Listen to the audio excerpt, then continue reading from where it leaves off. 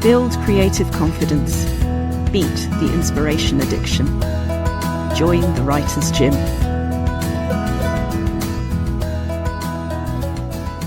Two creative writing exercises that arguably do not contain creative writing. They do contain a pen and a piece of paper, so you might want to have those. Have you got them? Pause me. Grab a pen. Grab a piece of paper. This is one you can't do on a screen. On that piece of paper, please write the word procrastination in a circle. Maybe a coin-sized circle, maybe something bigger, whatever you like. Cut it out. Cut that circle out. The one that says procrastination on it. You can pause me again if you like. Or not. You might want to do this later. You might want to just listen to me asking you to pause now. Totally up to you. Have you cut it out? Excellent. Please turn it over and write perfectionism on the other side of that paper coin. And spin it, keep it on your desk, keep it near you. It's a wonderful reminder. Perfect was never on the menu. And when people say it's not perfect yet, sometimes they mean, well, the sensible ones mean it's not cooked all the way through yet. It's not ready to send off yet. But we can get a bit unrealistic about perfect, and we can think that when we're still feeling insecure about something, that means it's not perfect yet. You can go on like that for the rest of your life if you want to. Or you can ask yourself, if you said the thing, one of the things we say a lot at the Writer's Gym, say the thing. What is the thing? Does it need to be got across? Has it been got across? Or are you assuming people know what you mean? Have you said the thing? It could be that. But it could also be that actually it might be more ready than you think it is. It might be ready to go. It might be good enough.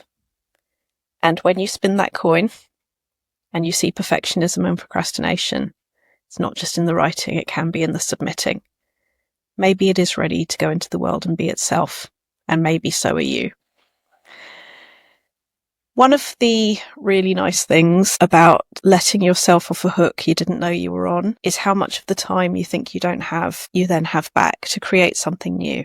And every time I go through that process, every time I move on from something and start writing something else, I'm learning. I'm growing in creative confidence to make things happen, to create things, because I understand more about how I was stopping myself. So that's one game. Here's another one. You're going to need a piece of paper again. You're going to need the same pen. I'm going to ask you to draw about 5 lines down, about 5 or 6 lines across, so you have a noughts and crosses grid. And into that, I am going to ask you to put the little things the voices say to stop you writing. And they might not sound like they're trying to stop you writing. They might sound like they're being completely logical, because they might be saying things like, what if it's not good enough? What if it's boring? What if it's too weird? I'm not allowed to tell this story because so-and-so might not have seen that story the same way. I don't have the education. I don't have the imagination.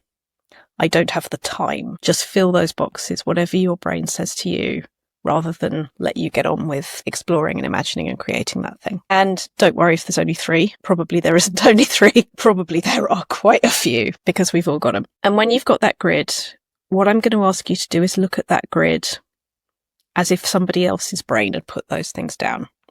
What would you say to me if I told you my brain was throwing those things at me?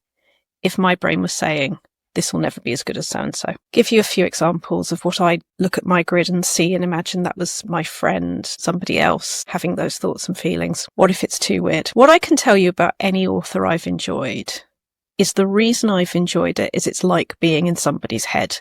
It's got an emotional authenticity. It feels like a literal world I've stepped into. And we cannot do that when we're trying to be normal. We cannot do that when we're trying to be interesting. We do it when we're trying to be interested in what's going on in our heads. So maybe I'd pick a different colour and write it underneath in that grid square. Underneath, what if it's too weird?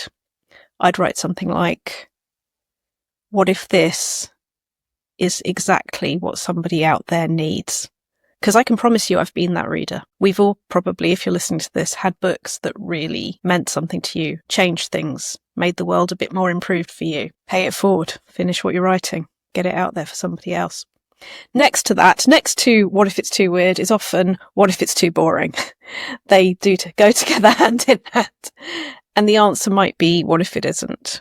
Or when I was talking to my favourite poet, Rosie Garland, on the Writer's Gym podcast in a previous episode, the example I used in this game was, what if one day Rosie loves what I'm about to write today as much as I love what Rosie wrote in this poetry collection or this novel?